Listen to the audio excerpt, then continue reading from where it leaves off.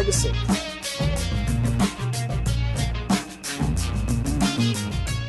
Welcome to another week of Dubai Works Business Podcasts. Today we have the CEO of Capex.com, Madalina Rotaru, who's joining us in Bucharest. Today, a reminder that today's show is powered by Zboonie. The Zboonie app gives businesses free tools to start, run, and grow online, accept payments, build an e-store, and create mobile invoices in minutes. While interview is brought to you by Zboonie, the guests and stories told are their own. So, aiming to change the way we invest today, Capex.com is a global broker. They have a range of platforms that provide fast and flexible access to thousands of assets, multiple markets, including Forex, shares, indices, bonds, ETFs. I'll have to get a lesson on some of the terminology, commodities, and CFDs. Capex has become the first brokerage company to receive the in-principle approval from Abu Dhabi Global Market back in 2019. This was spearheaded by the CEO, Madalina Rotaru, who is our guest today. As a highly ambitious woman in the predominantly male-dominated financial sector, Madalina had to overcome her fair share of obstacles to break through the proverbial glass ceiling that defers so many women in achieving their career aspirations. Today, we're going to be talking about Capex.com, a lot about the financial and fintech sector, and also how to identify the right stock for you and build an online portfolio. So good morning, Madalina. Thanks for joining us. Morning, Richard. Thank you. So yeah, as I mentioned, we're on a Zoom call, and typically you are based in Abu Dhabi. Yes, exactly. Typically I'm in Abu Dhabi, but now I came to my hometown in Bucharest because we have also an office here, and I decided to stay 2 weeks.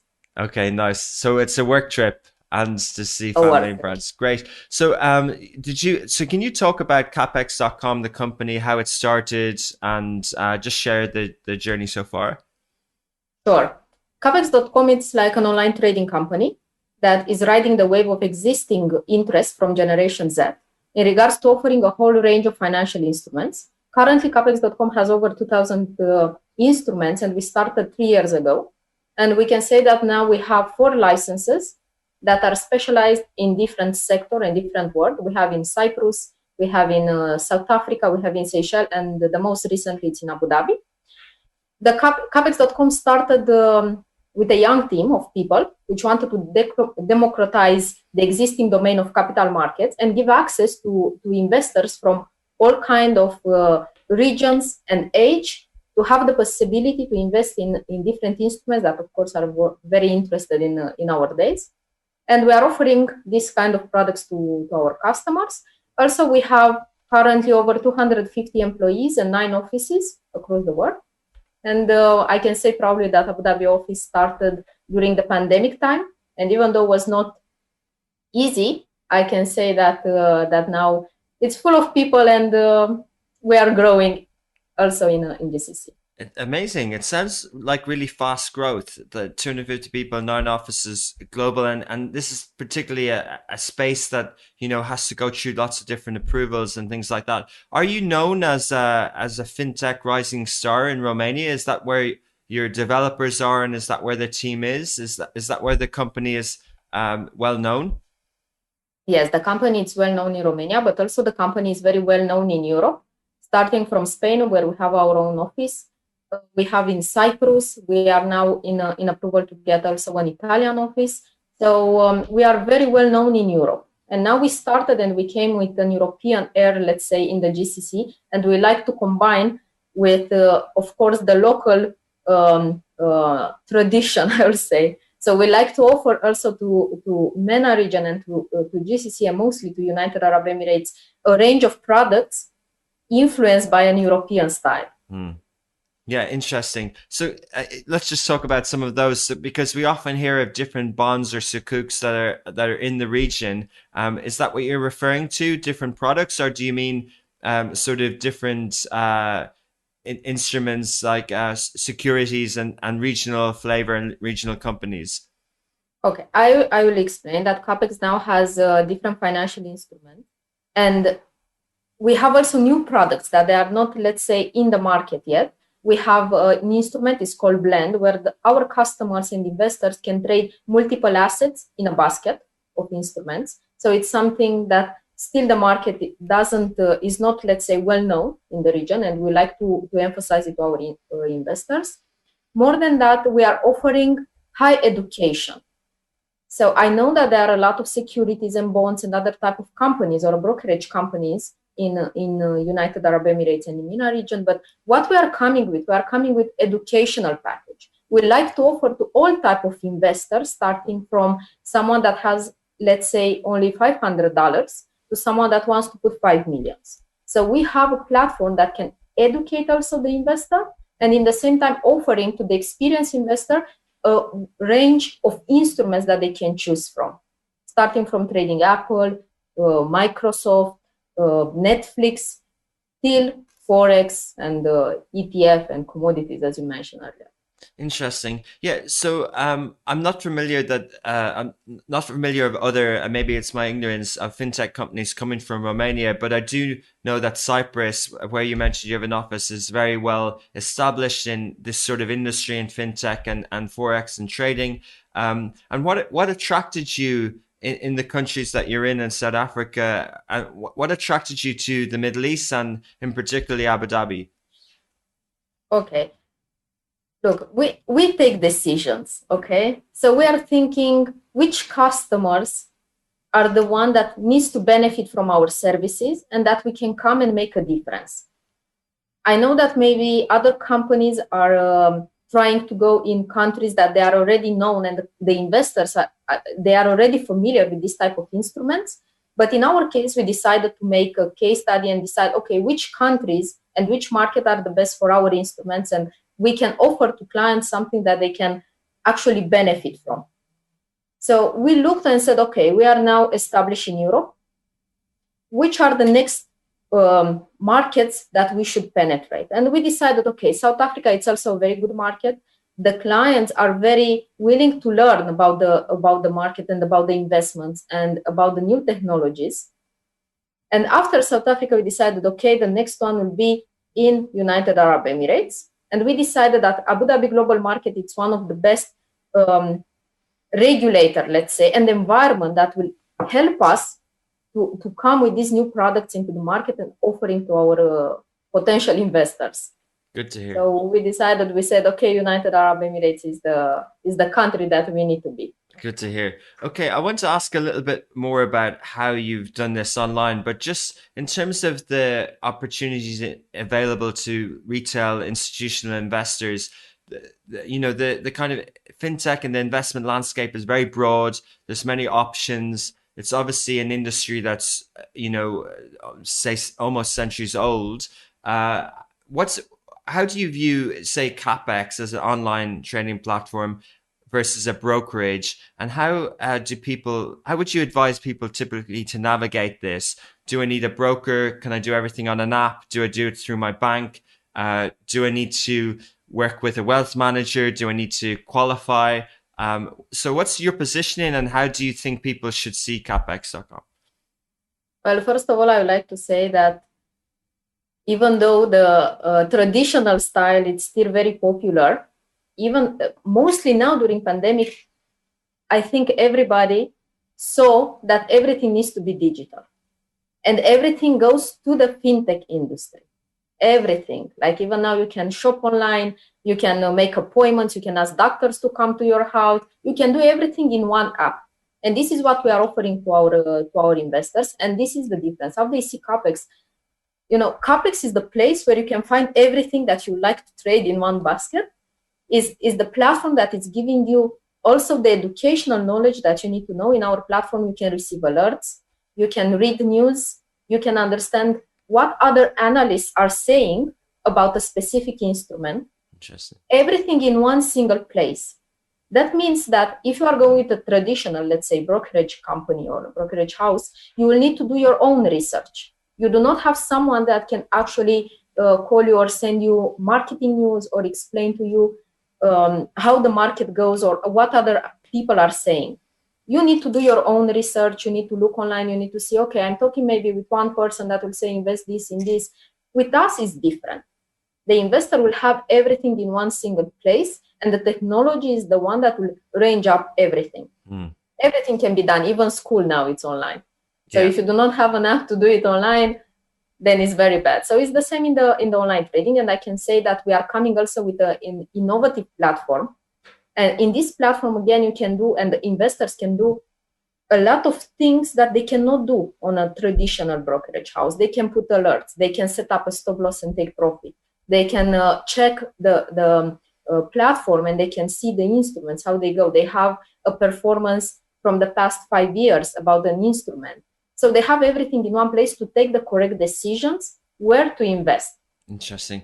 Okay, so what I've seen, and again from from outside the industry, I've seen two types of financial companies do this in the last decade or so. One type is the complete disruptor, like the Robin Hood, and it's zero fees, and they do different types of things with order flow deals and things like that.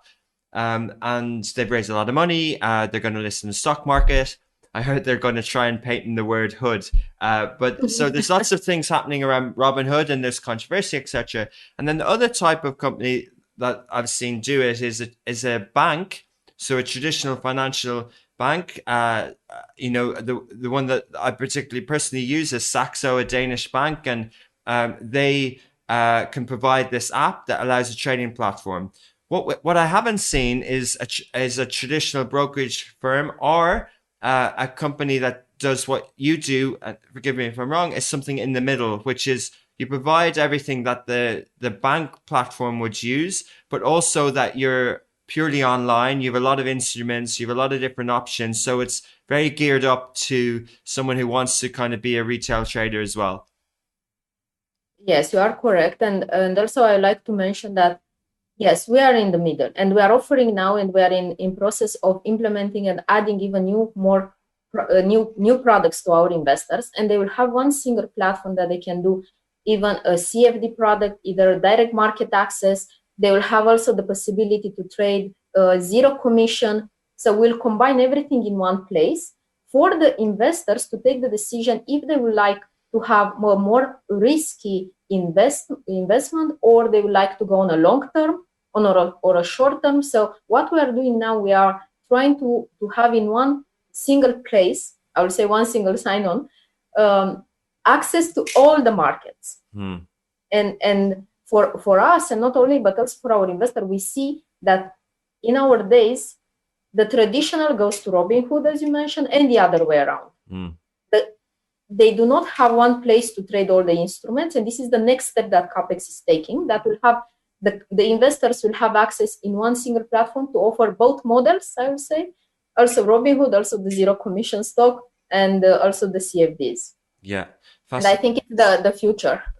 Yeah, definitely. I think it's really interesting space at the moment, and there's a lot of excitement around it. We had the founder of Baraka, a platform that's just done a pre-seed round in the UAE on recently, and they haven't launched their app yet, but they talked about launching with 4,000 securities, mainly in the US equity space. And there's Recede, another platform. We have different who are also in that sort of retail trading space, and then there's also, we see Stashaway out of Singapore doing quite well in the UAE at the moment.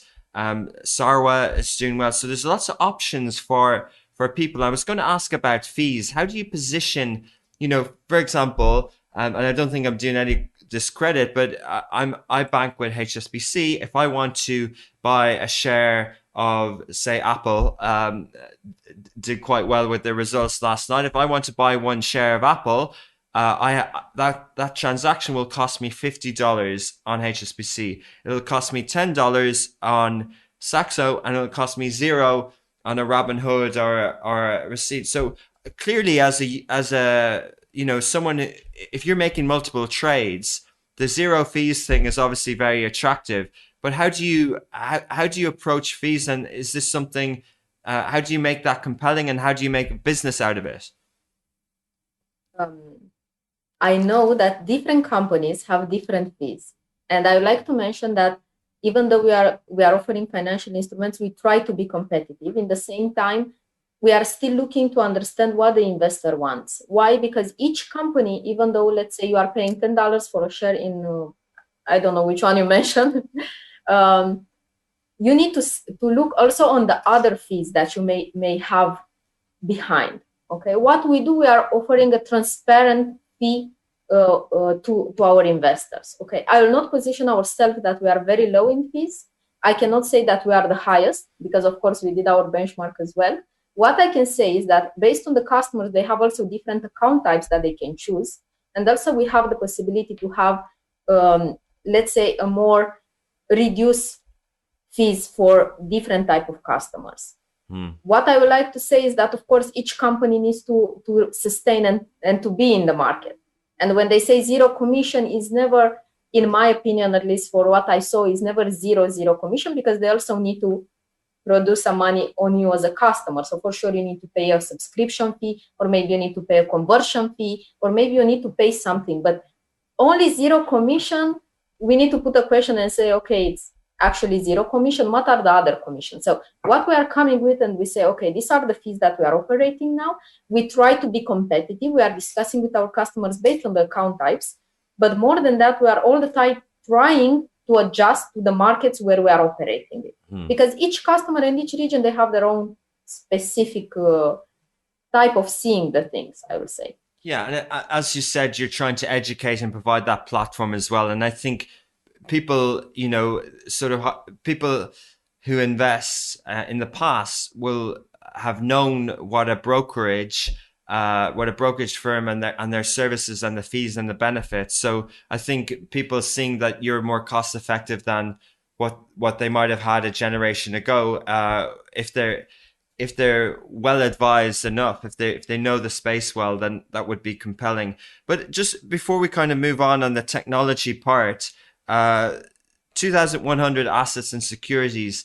How do you go about that? If I want to launch an app, we mentioned earlier school online, or if I want to launch a food delivery company, I know I have to go and approach restaurants to get them sign up. I have to do marketing. If I want to launch a streaming business, I have to acquire, produce content.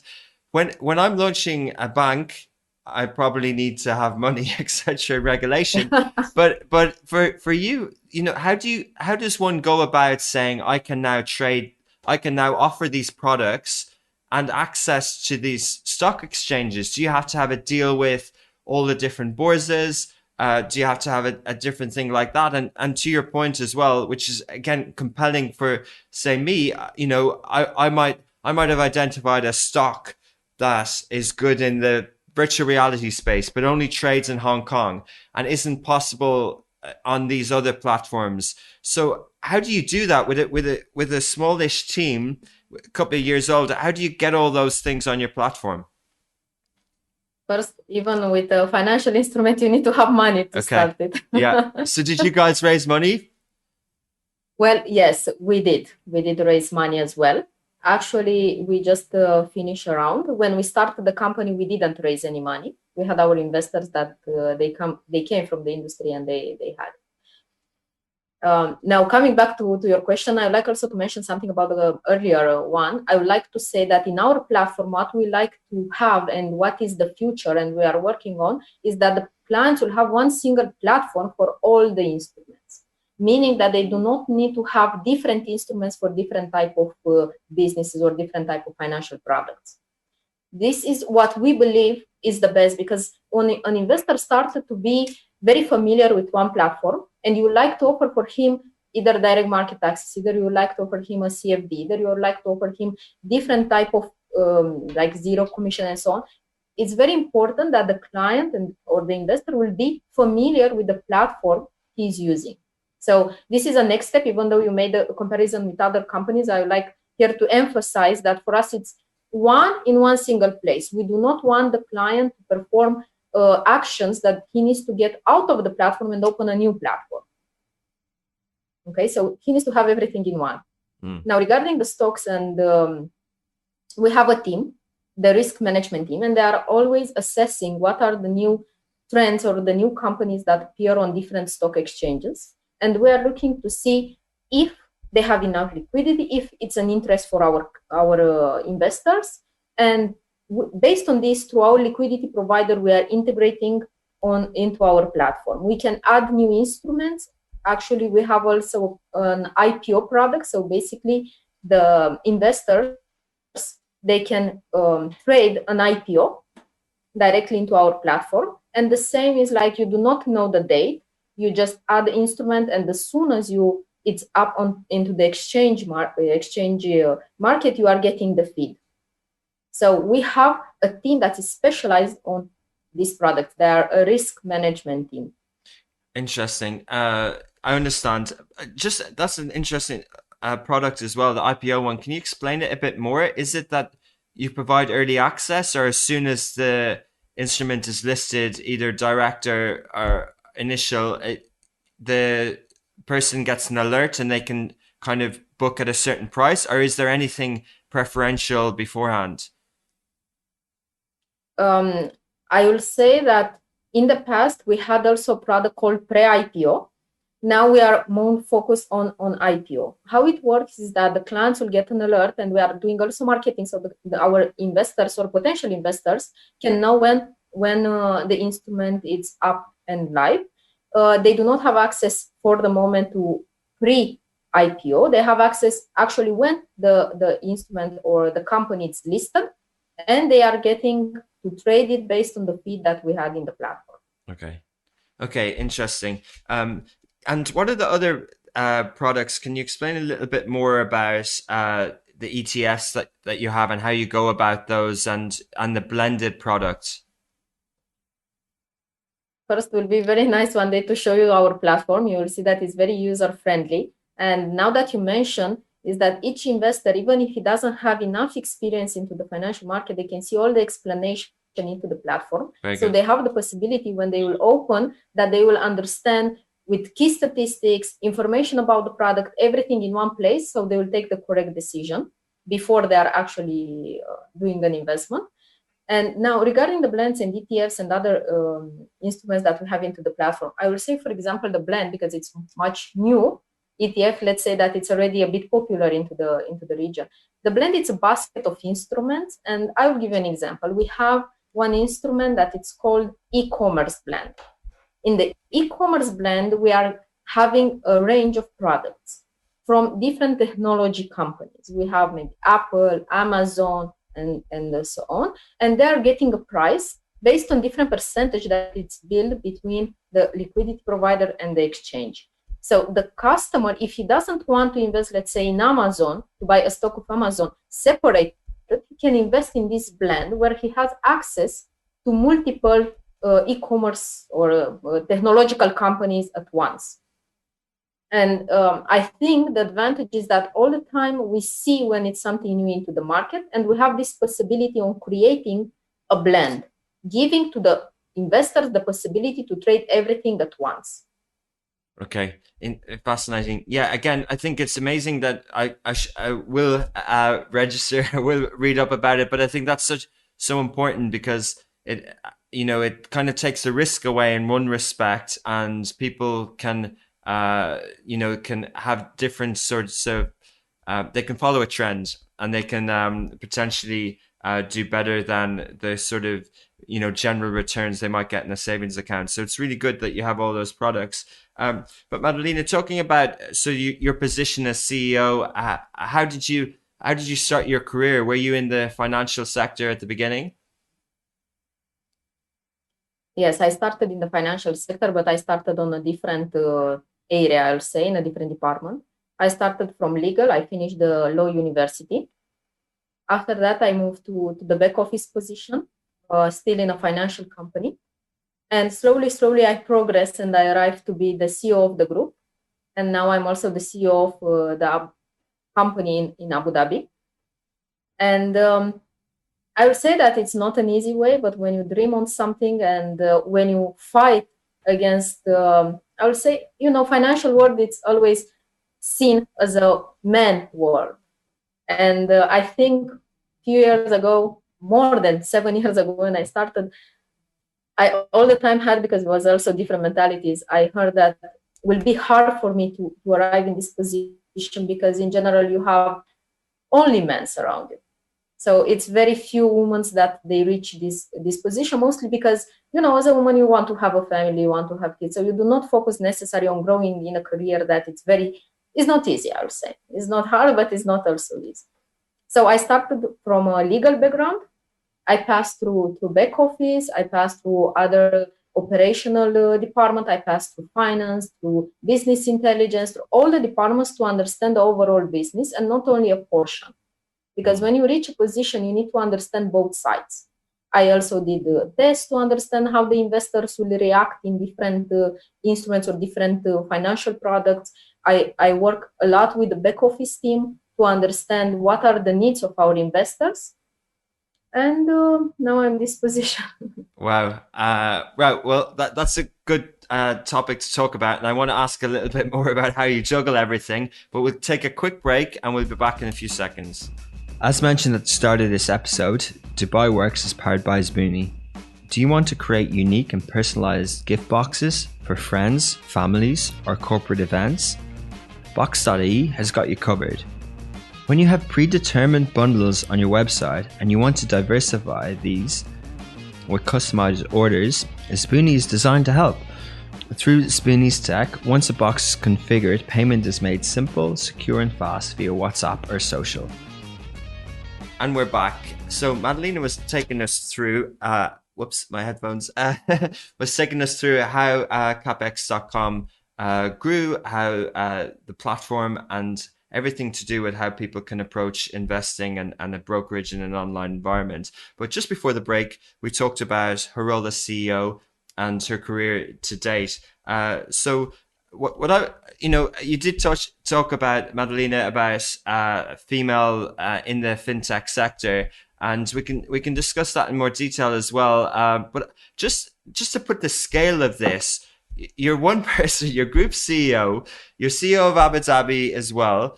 There's 200 or so people. There's 9 offices around the world. We're in a global pandemic. Like, how do you have the headspace? How do you manage it? What are your kind of tricks and tactics, and what's the team around you like? I will say that the miracle word is teamwork. You cannot run a company in any position as a CEO or CEO if you do not have a strong team that can be under you. And this is what we are also building in CAPEX.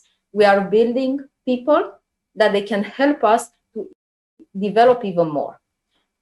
It's not easy. I cannot say it's easy. It was a hard way to reach. I think it's a joy that in the end you say, okay, I'm satisfied and happy that the investors are happy that we have new products and we are developing all the time. And again, the teamwork is very important. I think currently that without a team and without technology, you cannot reach different levels. This is impossible. So what CAPEX is doing is not only a financial company, I will say that it's also a technological company, because we have also our arm that is doing the development in different aspects for our employees, but also for our investors. And I would also like to mention that CAPEX, or I would say the QA group that is actually holding the brand CAPEX, it was a case study with Microsoft, and everybody can see on Microsoft.com the case study on our company, a Romanian company that we implemented, and we are on very digital, let's say, advanced area. So this is how we combine. Like, it's not easy. It's difficult because you need to think all the time on how to maintain the interest of the investors, and in the same time to have a company that is doing all the reports on time for the regulator, and it's not easy. You need all the time to combine, all the aspects of all the departments. And due to the fact that we have offices across the world, we try to make a place where all our employees can see each other. We have an internal, I would say, Facebook that we are using for our employees. We have our own developed internally systems that we can have reports, and we understand when the employees are coming at work and if they are, let's say, satisfied and they are working well. And we try, again, for me, in my position, I'm trying to build also people and learn them to help us to take different positions. So this is how we combine teamwork and digital. Amazing. Sounds amazing. Sounds like very strong operational foundation, and obviously with the legal background. But uh, technology is difficult, right? From a CTO point of view, is that something that you said, okay, this team are obviously really good. I'm going to trust them, or did you go, oh, I need to teach myself on this. I need to learn a bit of code. And how did you adapt to that? I will say that I don't know code, even though I would like one day to have enough time to learn. I think it's the next thing. But yes, we do not have only a CTO. We have a team, and even though I do not know code, I know the product and I know what we need to do. So what is the final product? Because I'm putting also in the shoes of the investor all the time. For example, when we have a new product or when we want to develop something, we are doing tests like with people that are not our employees to see what are their feeling when they join the platform. So we'll understand from an investor perspective how they feel. So besides the CTO, that he's very good, of course, and strong, we have also other team members, and it's a teamwork between all the departments, starting from the back office that they have the first interaction with the customer, with our sales department that again they are also in discussion with clients. We have an educational department. So yeah, well, I don't know code, but I'm trying to learn from everything. I believe that the key for success, not for only for women but also for men, is that they will develop constantly. Every day you learn something new. Definitely amazing. And your internal processes, again, maybe reading between the lines, but you sound very strong in that space. And personally, as an operational person, do you approach market launches like that? Do you have a playbook? Do you say, okay, we're going to Abu Dhabi, we're going to hire this profile of person, and we're going to roll it out in this time frame, or do you do it a case by case basis? In general, we have created internal, I would say, templates that we are using for each region that we are operating. And of course, we have a business plan. Without a business plan, you cannot approach anything. So in the business plan, we have, okay, this is the timeline. This is the team that we need to have. These are the products that we like to go to our investor and that are working in the specific region. And on top of that, what will be the start? How we start? Okay, what will be the market we penetrate, how we approach our investors, what we need to do from a legal, operational, financial point of view. So we are doing a very strong business plan before we are opening into a region. And we have, of course, KPIs that are very important for us as a company.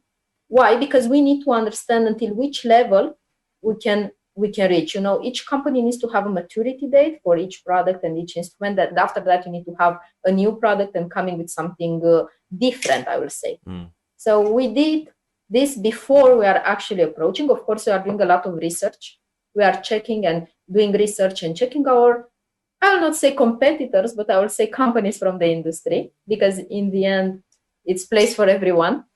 And market research, yeah, we are doing all this from an operational point of view. Okay, interesting. So yeah, I mean, we talked about female leadership and the financial sector. I think I could be wrong, but top of my head, that Citibank are one of the only major global financial companies that have a female leadership. But not only in financial world, also in the tech world, there aren't as many female CEOs, obviously, as male. So yeah, you're rare. You're rare. Is that something that you looking for role models? Do you kind of follow people? Do you say, oh, if they can do it, I can do it? Some of the notes for this interview talk about glass ceiling. Do you think it exists? Are you trying to kind of break ground? Are you trying to encourage and inspire other people to be in a position that you are? To be honest, I do not have a model. Maybe it will sound a bit strange, but I never thought on myself, okay, I need to follow this path in order to reach a level. I need to follow this woman. To be honest, I didn't even concentrate that much if there are many women in the financial industry or not. I just know what I was handle it, and that again, I spoke mostly with men, but also I believe that in the last years I think the financial world started to open mostly for women as well. Actually, I would like to say that we have also females that are investors into our platform, and I think they have a much. I would say they are more. They look more and they do much more research, and they are a bit more organized. I would say, from far as I saw so far. But I do not have a model. I cannot consider myself that I can be a model for someone.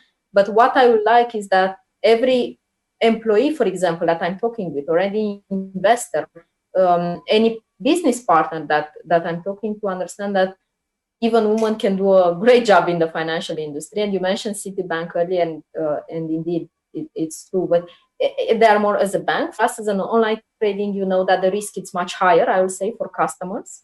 Not for the customers that have a good educational, the risk goes low, but of course it's a different world. And I hope that I will reach also other levels, and hope to do a good job. Well, it's great to see it. It's great to hear. Not, I don't, whenever we have an interview with a female leader, we don't normally talk about this topic, and we don't need to dwell on it. But I know it's very important to certain people, but I just think it's amazing to see someone so ambitious who wants to even grow into the role more, and impressed with how many countries you're in, and I know personally how difficult it is to do any one market launch, so to do them all, so it's really impressive to see. But yeah, so there's a few other things I want to talk about. One particularly, we haven't spoken about the pandemic, but I want to phrase it in a way where all the trends that have happened with the financial market, there was a bit of a drop in the financial markets when there was a shock, say in the middle of March last year, but then there's been an amazing rally. Everything's at all-time highs. Seems to be no correlation between some of the economic suffering and the health suffering with the financial markets. We've seen lots of liquidity. We've seen new products and crazes around crypto, around SPACs, around pipes, around all these different things. How do you assess it? What are we going through? Is it crazy new era in the financial world as well? I think this period was very, very volatile. And this is something that can be seen starting from the beginning of the pandemic. Yes, we are passing through a different, I would say, financial area, and a different way of. The market is going in a direction that it's very hard to predict. Actually, it was a period that when the market goes high and after that goes down. I would like not to talk very much about the market. I will say that the pandemic changed the life of everyone, and also changed the sectors, starting from financial and also the technology. If we are looking 2 years ago, we had a lot of startups, I would say, or a lot of companies that they tried to reach a level in the technology world. Now with the pandemic, everything was booming. We can look, for example, on Zoom, that we all know what happened with Zoom in this period, and was so well used and increased so much and was different. So yes, I will say that the market changed a lot during the pandemic, and I think that this pandemic changed the life of everyone, including ours. Now you will see yourself without having an app or a Zoom, or no, never, like not even in 20 years from now.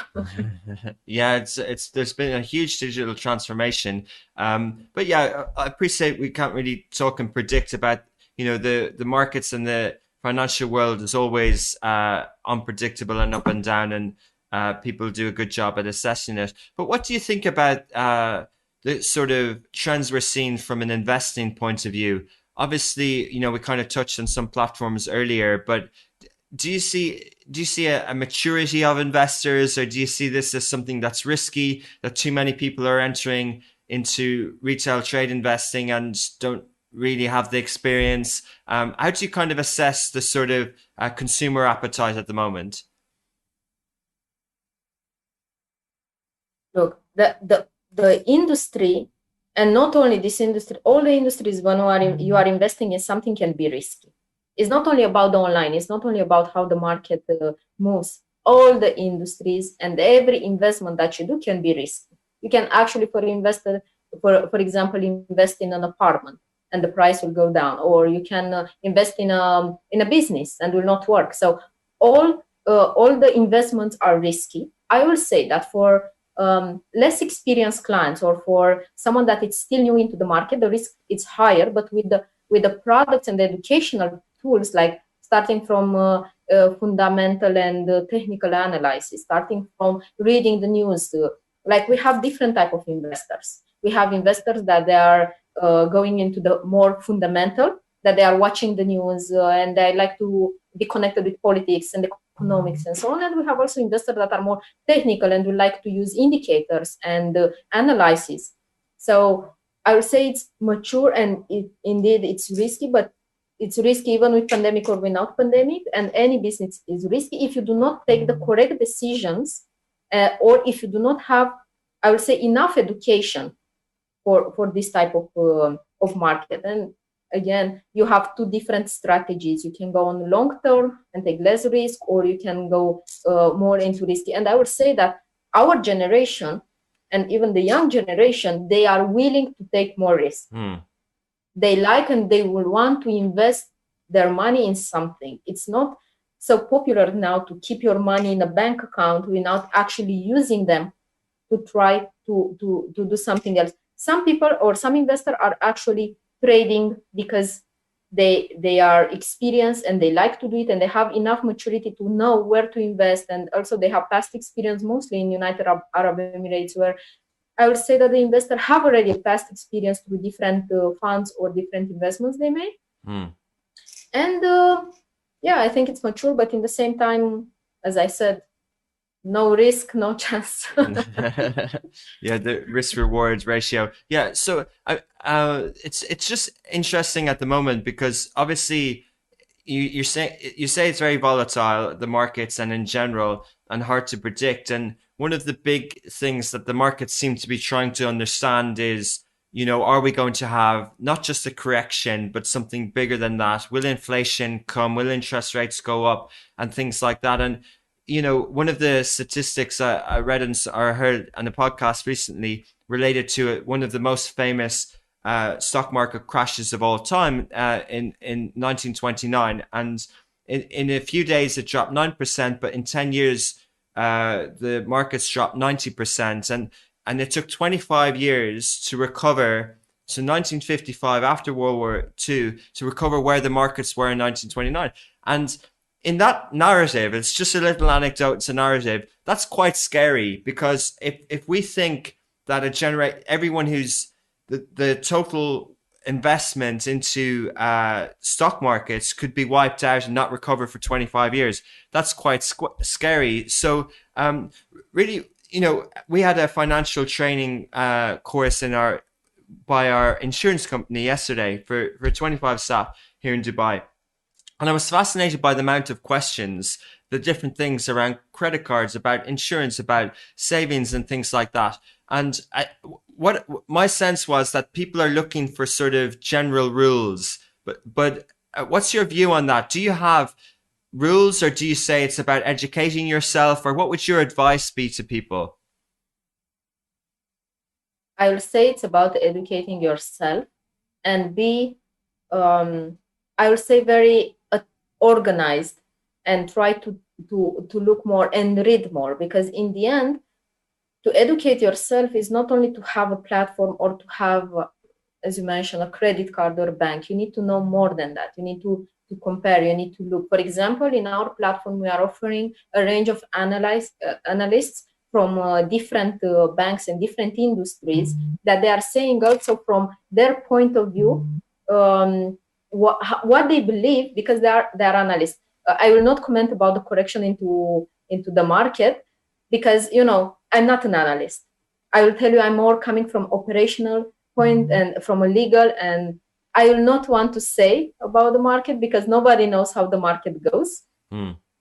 But it's hard to predict. It's very hard to predict, and also past experience doesn't give you future performance indicators. So I think every investor, they need to educate themselves, and also when they choose to invest in an asset, they can have, and they have, at least in our platform, all the information at once, so they can understand what is it about, how the market went, what they believe they will do, because again, nobody can predict. It's only what analysts can say about the market. And of course, educate yourself. This is rule number one in any type of business, Yeah. not only in online trading. Okay, true, sure. Okay, so fair enough. And I know there's a lot of regulation and platforms shouldn't give advice, etc. So I appreciate that. But it's good to hear it from, as the listener might be from a consumer point of view. But yeah.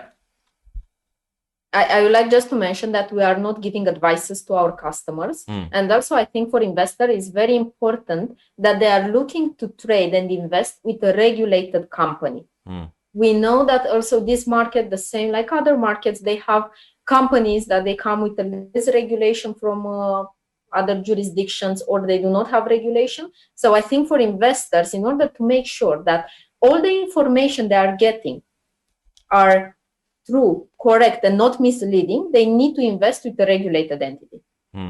Interesting. And this is really important. And we are not giving advices to our investors. We believe that they need to take their own decisions based on the news and education that we can provide through our educational department or through our platform. Interesting. And Madalina, from your point of view as a CEO, what are you focused on right now to protect the company? Are you focused on cybersecurity? Are you focused on, partnering with the right regulators? How are you hedging some of that risk in this sort of space that you're in? Of course, the security is priority number one, and I think should be priority number one for all the companies.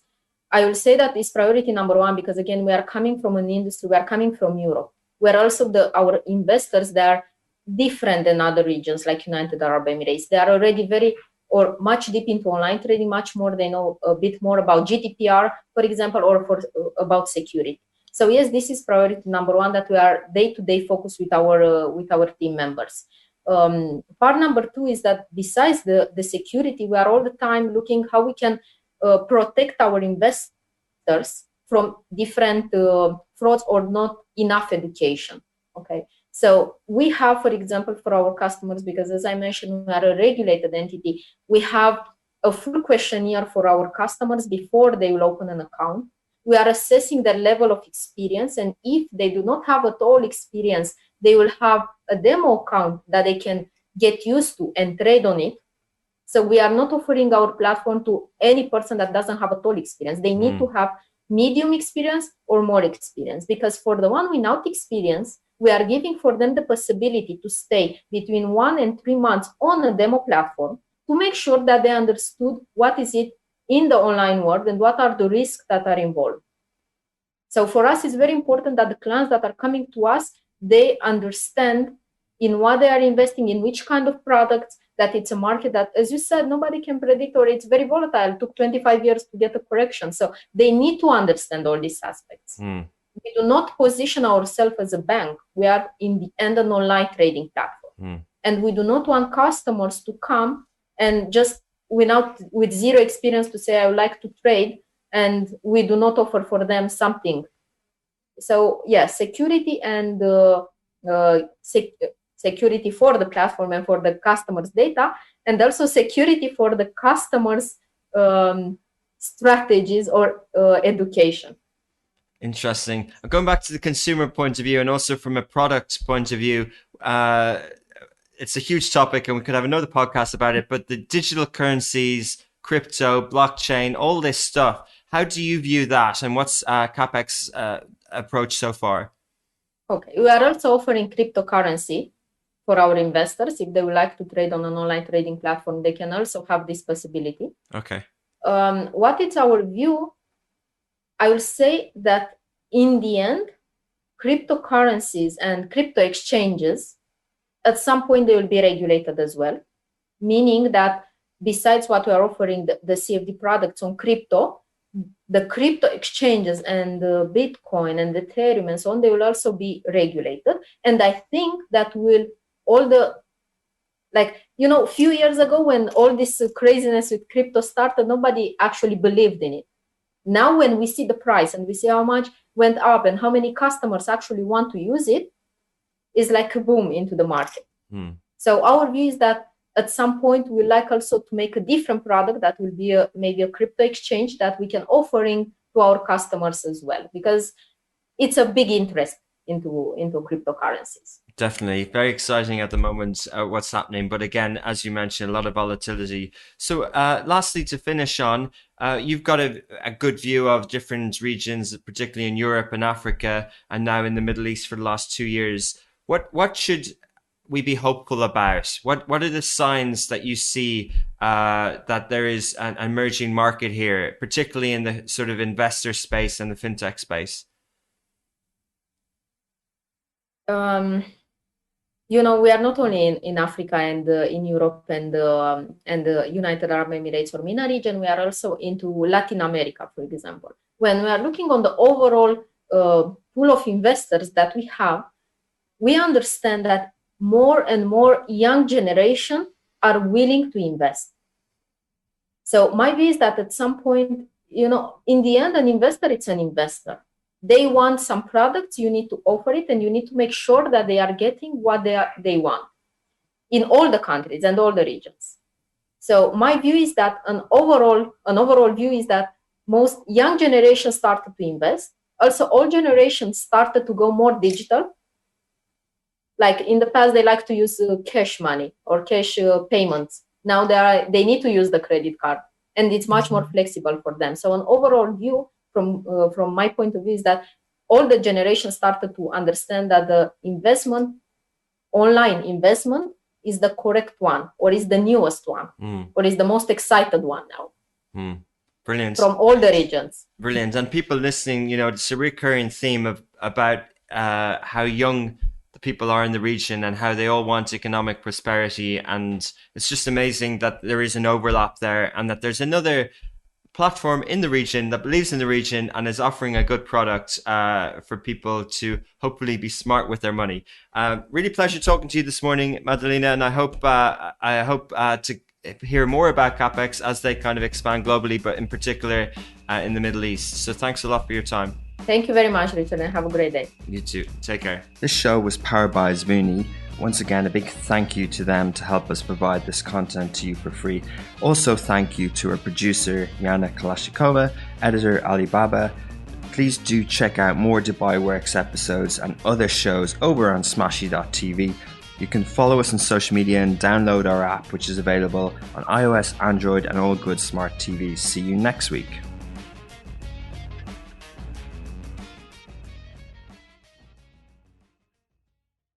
Our app, which is available on iOS, Android, and all good smart TVs. See you next week.